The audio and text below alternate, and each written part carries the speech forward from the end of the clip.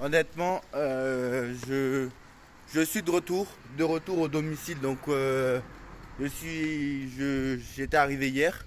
Donc voilà, je suis arrivé hier dans la journée et de retour au domicile pour une nouvelle vidéo. Alors là, je suis sorti un peu parce que j'ai envie de prendre d'air. Honnêtement, je dois aller faire une course. Honnêtement, c'est sur le chemin que je fais ma vidéo. Je dois vous dire la vérité, j'ai une semaine pour me reposer, une semaine pour reposer ma tête, une semaine avant d'attaquer les problèmes parce que honnêtement, voilà, comme vous le savez, je vous l'ai dit, je me fais opérer les yeux le 26 et pendant ces une semaine là, je suis au repos complet parce que d'ailleurs, il faut que j'appelle l'ophtalmo, je ne l'ai même pas appelé, je ne sais même pas quand est-ce qu'on peut reprendre les activités. Genre apparemment ils m'ont dit c'était une semaine, c'est vrai s'ils m'ont dit une semaine ou 10 jours. Parce que si c'est une semaine déjà, si c'est 10 jours, ça veut dire que moi je ne vais pas reprendre parce que en fait je me fais opérer le lundi 26, mais je suis allé voir ma circulaire de rentrée et je reprends déjà le 2 septembre. Donc 7 jours de repos. Donc j'aurai 7 jours de repos. Donc pour ne pas prendre de risques, etc., les 7 jours là, vu que normalement ils ont dit 3 4 jours ou je ne sais pas combien de temps, mais en tout cas, je vais essayer déjà les 2 3 premiers jours de ne pas essayer, de ne pas prendre le téléphone, de ne pas, voilà, d'essayer de me reposer déjà moi-même. Et vu que je n'ai pas le choix, parce que du coup, avant juste la reprise, je vais devoir un peu réviser. Donc vu que je n'ai pas le choix, bah, je vais reprendre les activités vendredi. Donc je me fais opérer lundi 26, je me reprends les activités vendredi 31 et lundi c'est la rentrée. Maintenant, ce que j'aimerais voir avec vous, c'est le mercato. Bon, comme vous savez, ils ont officialisé João Neves. João Neves a été officialisé. Et maintenant, on me dit, cette année, on peut faire mieux que l'année dernière. Et d'ailleurs, Luis Enrique a promis que cette année, on sera plus fort. Bon, le problème, c'est que, d'accord, il a dit on sera plus fort. Mais on a fait le bilan sur la saison du Paris Saint-Germain il y a 2 mois ensemble. On a bien vu ce que ça a donné. Ou il y a un mois, je ne sais plus. Mais en tout cas, il y a 2 mois déjà. Mais voilà. Si le Paris Saint-Germain. D'accord. Déjà en Ligue 1, t'as pas de concurrence. Donc c'est ça le problème. En Coupe de France, c'est les mêmes clubs français. Donc t'as pas de concurrence, entre guillemets. Il faut vraiment qu'il y ait un. C'est-à-dire que on peut pas réellement juger le PSG en France en fait. Parce qu'au final, même si des fois ils perdent. Même si des fois ils perdent en. Je sais pas en. Comment je vais dire ça. Même si des fois ils perdent en. Comment je sais plus comment m'exprimer. Même si des fois ils ne gagnent pas la Coupe de France ou ils ne gagnent pas la Coupe de la Ligue. Bon, la Coupe de la Ligue, depuis que QSI est arrivé, je crois qu'il n'y a que en 2019 qu'on l'a pas gagné. On s'était fait éliminer en quart de finale par Guingamp qui était dernier à l'époque. Après, on a vu que on s'est fait éliminer en Coupe de France par Rennes. Bon, Rennes c'était une finale, c'était au tir au but. Mais on a vu qu'on s'est fait éliminer en huitième de finale de Coupe de France contre Nice sous Pochettino et sous Galtier contre Marseille. Donc voilà, là on a gagné la Coupe de France, ça faisait 2 ans qu'on n'avait pas gagné. Ça faisait 3 ans qu'on n'avait pas gagné Coupe, Championnat et, et autre chose, et Ligue 1. Enfin là on a gagné 3 titres et Trophée des Champions, voilà, exactement. Et voilà, Tourelle avait fait le quadruplé. Sauf qu'ils ont enlevé maintenant la Coupe de la Ligue, donc Luis Enrique n'a pas eu l'occasion de le faire. Je pense que s'il y avait la Coupe de la Ligue, il l'aurait fait. Donc voilà, on n'était pas loin de la saison presque parfaite. Parce que moi honnêtement, si on avait passé le Borussia Dortmund, honnêtement si le Borussia Dortmund avait gagné la Ligue des Champions, j'aurais dit que ça aurait été peut-être la meilleure saison peut-être du Paris Saint-Germain. Parce que j'aurais dit, bon, le Borussia Dortmund c'était difficile, etc. Mais non, pas du tout. C'est juste qu'on a été maladroit. C'est juste qu'on n'a pas eu de chance, c'est vrai. On a été maladroit, on a même été mauvais contre le Borussia. Certes, on n'a pas eu de chance, mais voilà.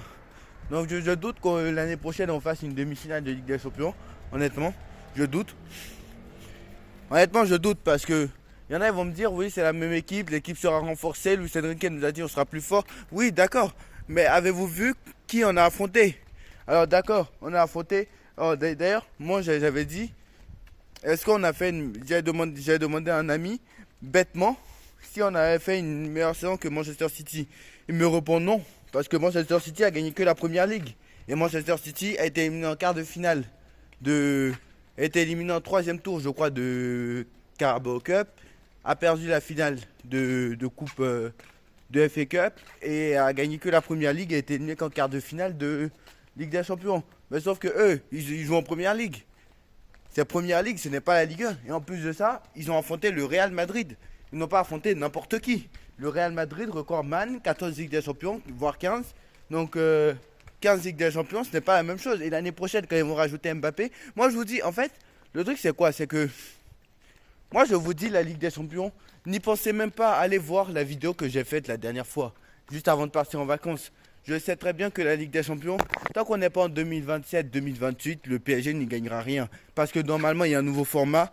Donc déjà, il y a des clubs déjà qu'il va falloir s'habituer. Il y en a peut-être, ils sont peut-être plus à l'aise avec ça. Ça, on verra au fur et à mesure. Sachant qu'ils ont dit qu'ils allaient tester ça sur 2-3 saisons. Et si ça ne marche pas, ils allaient revenir dans le format initial.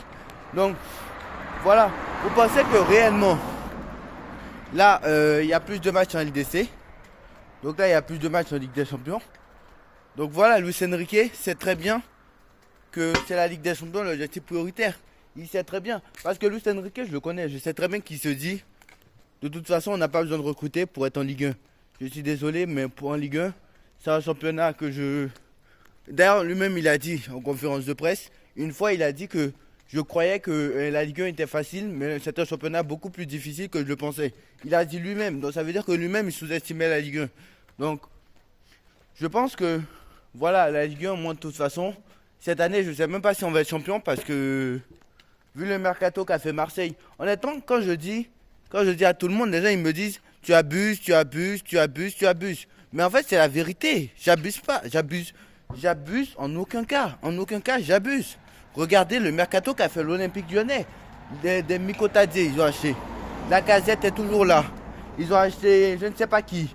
Je ne sais même plus qui ils ont acheté. Ils ont acheté pour plus d'une centaine de millions d'euros. Marseille, ils ont acheté pour plus d'une centaine de millions d'euros des joueurs, des Malik Koné, des Koné, des je ne sais qui, des Obieg, des je ne sais qui, des bons joueurs, des joueurs qui ont joué en première ligue et qui sont en déclin en première ligue peut-être, mais en Ligue 1, ils vont se refaire la cerise. Donc à un moment donné, il faut arrêter. Regardez, Marseille, ils arrivent à attirer des meilleurs joueurs que nous. Comment ça se fait que Marseille arrive à attirer des Obieg, des joueurs comme ça, alors que nous on n'arrive pas à attirer même, moi il faut tripler le salaire pour avoir Kimmich, je suis désolé. Si nous on arrive, si eux ils arrivent à avoir Obieg, je vois pas pourquoi nous on n'arrivera pas à avoir Kimmich, je sais pas.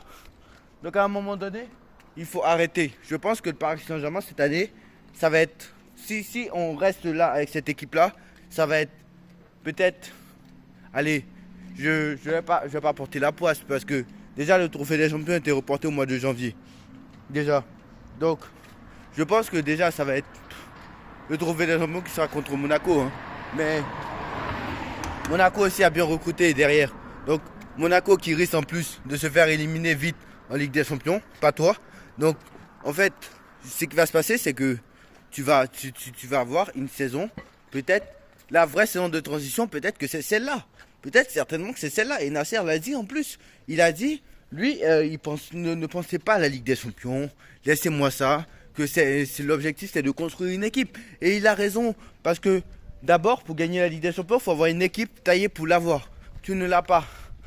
Luis Enrique, je ne pense pas qu'il va être viré. Même, je pense qu'en 2027, Luis Enrique, il est encore là. À part s'il fait des sons catastrophiques, etc. Même, ils avaient dit, la Real Sociedad, en cas d'élimination, même en poule, ils avaient dit qu'ils ne le viraient pas. Donc je ne vois pas pourquoi, à ce moment-là, j'ai compris que c'était un truc sur le long terme. Donc voilà, très clairement, on va voir Luis Enrique. Moi, encore une fois, je fais confiance à Luis Enrique. C'est lui qui sait les joueurs qu'on doit acheter. C'est lui qui sait comment on doit faire. Donc on va voir. João Neves, par exemple, moi, j'ai pas confiance parce que moi, j'ai aucun match référence au haut niveau, honnêtement. Contre la Géorgie à l'Euro, c'est 0. Alors qu'en plus, sur ce match-là, ils ont perdu. Il n'est même pas titulaire avec l'équipe du Portugal. D'accord, vous allez me dire, il y a Bernardo Silva, il y a les Vitinha, il y a les etc. Mais je suis désolé, mais Vitinha avait arrivé au PSG, il avait 21 ans ou 20 ans, il était plus fort. Alors certes, il a fait des mauvais matchs, mais il avait l'air plus fort. Verratti, quand il arrive au PSG, il avait l'air plus fort. João Neves a 19 ans, mais Verratti, il est arrivé à 19 ans aussi. Et je suis désolé, mais Verratti arrive en 2012 à 19 ans, oui. Et João Neves aussi. Mais bon, je suis désolé, mais c'est pas le même niveau. Verratti est arrivé en 2012. Ça n'a pas l'air d'être le même niveau. Moi, j'ai regardé Verratti, mais je regarde João Neves. Ça vaut rien. 90 millions d'euros. Verratti, c'était 11 millions d'euros. Donc, à un moment donné, je sais pas en fait. Campos, je sais pas quoi il joue. Il prend des joueurs que de Jorge Mendes. Je sais pas, lui, on doit le virer. Parce que lui, en fait, je sais pas s'il sait, mais le mercato se termine dans moins de 25 jours. Je sais pas s'il est au courant, en fait. Genre, le 31 août, le mercato est terminé. Ça fait 2 mois que le mercato a commencé. Et il a recruté que Safonov et João Neves. João Neves est milieu de terrain, d'accord. Il faut un deuxième. Puisque Sanchez est parti. Et en plus de ça, tu as besoin de te renforcer. Mais en plus de ça, il faut un autre. Parce que il faut un gardien. Il faut un défenseur central parce que Hernandez, on ne sait pas quand il va revenir au mois de janvier. Kimpembe, je ne sais même pas, il a disparu de la circulation. Je me demande comment il est encore au Paris Saint-Germain, ce mec. Alors, moi, les incompétents, c'est terminé. Parce qu'en vrai, Kimpembe était sous contrat jusqu'en 2024. Là, en 2023, ils l'ont prolongé de 2 ans. J'ai pas compris pourquoi. Alors que les mecs, ils savaient très bien qu'il était blessé. Actuellement, il serait plus au Paris Saint-Germain si jamais. Donc voilà, Kimpembe, je comprends pas. Donc très clairement, je comprends pas. Voilà, le mec, il est toujours blessé. Skriniar, il est catastrophique. Marquinhos, dans les gros matchs, il vaut rien. Donc honnêtement, il n'y a aucun défenseur central fiable. Parce que même Danilo est bon, mais Danilo est lent. Donc à un moment donné, il n'y a aucun défenseur central fiable, à part peut-être Marquinhos qui était bon l'année dernière. Mais encore sur le gros match, il se pisse dessus. Donc à un moment donné, voilà. Les latéraux, c'est pareil. Nuno Mendes, au match retour contre le Barça, il était catastrophique. Hakimi, de l'autre côté, j'en parle même pas. Bon, Hakimi, il était bon au match retour contre le Barça, hein, mais contre Dortmund, c'était 0. Nuno Mendes, c'était 0. Voilà, on a vu qu'on devait prendre Sancho. Mais Sancho, depuis 2 semaines, le dossier est mort. Je sais pas. Là maintenant, on était proche de signer Sancho, mais je sais pas. Sancho, ça a disparu. Il a disparu des radars. Je sais pas où ils ont passé le dossier. Ils l'ont carrément mis dans le coffre. Donc voilà. Le Ugarte qui devait faire le chemin inverse, je sais pas maintenant comment ils gèrent le dossier Ugarte. Donc on comprend pas en fait. C'est quoi en fait? Le lundi, c'est Sancho. Le mardi, on sait pas ce qu'ils veulent. En fait, je comprends rien en fait. Donc voilà, à mon sens, il faut 2 défenseurs centraux. Voilà, parce que Lucas Hernandez est blessé. Et que c'est un défenseur central. Et que Skriniar n'est pas fiable. Et que Kimpembe, on ne sait pas quand il va revenir. Il faut un latéral gauche pour concurrencer Nuno Mendes. Parce que Nuno Mendes, il se blesse tout le temps. Et qu'on n'a pas de latéral gauche si Nuno Mendes se blesse. Vu que Hernandez, qui est le seul, normalement, défenseur central de métier qui peut jouer à gauche, est blessé. À droite, Mukele, je ne sais pas pourquoi il n'en veut pas, mais voilà. Donc si Mukele part, il va falloir un latéral droit pour concurrencer Hakimi parce qu'il se voit trop beau. Déjà, on ne sait même pas qui sera numéro 1, numéro 2.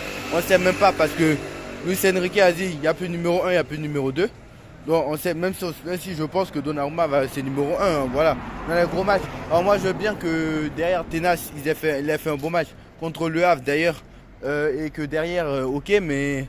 Voilà, dans les gros matchs, tu vas pas mettre Tenas contre Manchester City, voilà, sans lui manquer de respect, il n'a aucun match au haut niveau, voilà. Même si Donnarumma n'est pas satisfaisant dans les gros matchs, voilà, c'est mieux que de mettre Tenas. Donc voilà, ou Safonov. Donc voilà, au milieu, Ugarte va partir, on va falloir le remplacer. Au milieu, il n'y a rien. Et en attaque, un attaquant pour remplacer Mbappé, bien évidemment. Et un numéro 9 en cas de départ de Kolo Muani. Osimhen, on ne sait pas où il est. Osimhen, ils étaient en train de parler d'Osimhen, mais Osimhen c'est mort là. Depuis 2 semaines, là aussi c'est mort. Donc à un moment donné, je ne sais pas à quoi joue le Paris Saint-Germain. Je ne sais pas, en tout cas si on reste avec cette équipe là, parce que la seule recours officiel c'est Safonov. Bon, Paris n'a même pas encore officialisé João Neves. C'est les médias qui disent que c'est fait. Mais le Paris Saint-Germain lui-même n'a pas encore officialisé João Neves. Donc voilà, le Paris Saint-Germain lui-même n'a pas officialisé. Je l'ai pas vu sur Instagram, je l'ai pas vu sur YouTube, je l'ai pas vu quelque part d'autre. Le PSG n'a pas encore officialisé João Neves. Donc pour l'instant, voilà. Alors même si on va considérer que c'est fait, hein, mais voilà, c'est toujours pas fait quoi. Donc à un moment donné, voilà, si on reste là sans recruter et qu'on attaque cette saison-là, moi je peux vous assurer qu'on va faire une saison de merde. Désolé, mais désolé pour le monde, mais on va faire une saison 0. Ça sera 0 cette saison. Parce que très clairement, les équipes qui ont recruté en Ligue 1, Lyon, vous avez vu le mercato de Lyon et de Marseille, c'est mieux. C'est mieux. Et vu les équipes qui sont en Europa League, je sais pas, mais Lyon peut-être a plus de chance. Mais Marseille, ce qui est sûr, c'est que eux, ils ont que la Ligue 1 et la Coupe de France. Donc c'est clair. Monaco, ils ont la Ligue des Champions. Donc moi, ça m'assure parce que Monaco, je sais très bien qu'ils vont se faire éliminer rapidement. Alors c'est pas pour leur manquer de respect, mais je sais très bien que Monaco va se faire éliminer rapidement. Donc voilà, je sais que Monaco va se faire éliminer rapidement. Marseille, ils jouent pas de Coupe d'Europe. Lyon, c'est eux qui ont la chance de plus aller loin après le PSG. Donc voilà, peut-être même Lyon même va faire mieux en Europe que le PSG. Hein, parce que voilà, en tout cas pour l'instant là, c'est catastrophique. Donc voilà, j'espère que le Paris Saint-Germain va recruter. Parce qu'il reste encore un mois de mercato. Je ne sais pas si Luis Campos est au courant. Mais voilà, ça presse quoi. Et le premier match contre le Havre a eu plus de semaines que nous pour les préparer. Nous on a nos internationaux, etc. Tout le monde ne sera pas encore prêt. Les joueurs qui ont joué l'Euro, je ne sais même pas s'ils vont venir. Bon, ce question, ils ont beaucoup d'entraînement, mais voilà. C'est clair que je ne sais pas. Donc voilà, j'espère que le Paris Saint-Germain va se réveiller. Et voilà, dites-moi en commentaire déjà ce que vous en pensez. On like, on partage, on commente, on s'abonne. On se retrouve très vite pour une nouvelle vidéo.